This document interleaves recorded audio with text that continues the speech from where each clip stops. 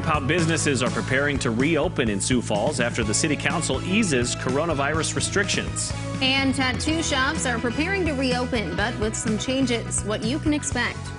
Good morning. This is KOTG on the go with all you need to know in news and weather as you start your day. We'll get to our top stories in just a moment, but first, let's get a check on our weather with meteorologist Scott Munt. All right, good morning, you two. Good morning, KOTG. It's a cool start to the day, or should I just say cold start? We've had a couple of areas in the 20s this morning with mostly sunny skies becoming partly cloudy. It will remain well below average. Forecast highs today in the 50s to near 60 degrees. I'll have more details on a KOTG live Doppler forecast coming up. Thanks, Scott. State health officials have confirmed 2 more COVID-19 related deaths, both women over the age of 80 in Minnehaha County. In total, 31 South Dakotans have died from the virus. The state also confirmed 126 new cases, bringing the total to more than 2,900. However, more than 2,000 people have recovered from the illness. Yesterday's results include nearly 700 tests. Smithfield Foods resumed operations yesterday after the CDC and USDA said the plant was in full compliance with guidelines. Smithfield is taking a phased approach and anticipates being fully operational by the end of the month. The Sioux Falls plant has been closed for more than 3 weeks after becoming a COVID-19 hotspot. A vote by the Sioux Falls City Council on Thursday will ease restrictions for businesses during this pandemic. The ordinance approved yesterday will allow businesses like restaurants and bars to serve more customers than they previously could, as long as they keep parties 6 feet apart. Meanwhile, recreational facilities, including gyms and entertainment venues, can have half of their posted occupancy. We're all anxious to get back to normal. Normal is a long ways off, but I do think this is a step in the right direction, and I hope we can take another step that direction soon. The ordinance passed 7-1 with Councilor Pat Starr casting the no vote. The ordinance goes into effect today. While most business owners have plans for fires, tornadoes, and even break-ins, what do you do to recover from a global pandemic? Downtown Sioux Falls Inc. is trying to help guide store owners. It's telling them to follow CDC, state, and local guidelines to keep public health a priority. I know many businesses are getting their hands on some personal protective equipment. They're getting masks, hand sanitizer, the plexiglass going in front of the cash registers. If you're still unclear about what to do with your own business or what to do if you're visiting a business, we've listed links to the CDC guidelines under this story right here on KOTG.com. While many Sioux Falls businesses will soon reopen, a few tattoo and piercing shops are still weighing their options. This New Bunny has been closed for 7 weeks now, but planned to reopen on June 1st. The general manager of the tattoo and piercing shop says there will be extra guidelines in place for their clients once that date rolls around.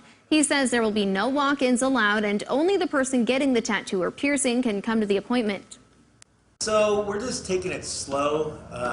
We want to make sure that we're protected, meaning the people that are doing the work, and then also all the clients that are coming in. This is just some place to not take a shortcut. He says they're looking forward to welcoming their clients back through their doors. After weeks of being closed by the coronavirus, Sioux Falls bars and restaurants are looking forward to reopening now that the City Council has lifted restrictions.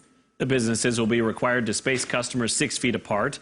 Workers at Craven have been busy cleaning the Southwest Sioux Falls bar. They'll also provide disposable paper menus to patrons. Craven is aiming for a Monday reopening, but they don't expect to be swamped right away. I believe that there's going to be a little bit of a detriment. We're not going to be as busy as we have been in the past because I think a lot of people still are scared to go out in public, or not scared, but cautious is a better word. I believe they're very cautious, but I do believe our to-go sales are going to spike because of that. Craven patrons will also pull up to a newly paved parking lot on Monday. Traveling food vendors don't know when or if they'll be able to serve concessions at area fairs, festivals, or carnivals because of the pandemic. The Midway Cafe decided to open its stand in a parking lot in Hartford, serving everything from corn dogs to funnel cakes and nachos. I didn't want to sit at home, and it was starting to get nice, and a friend of mine suggested to maybe set something up. People I don't believe are going to get very much fair food this summer, which is, I don't think people realize how affected the amusement industry is above all of this. Midway Cafe is open noon to 8 p.m. from Wednesday to Sunday. Scott?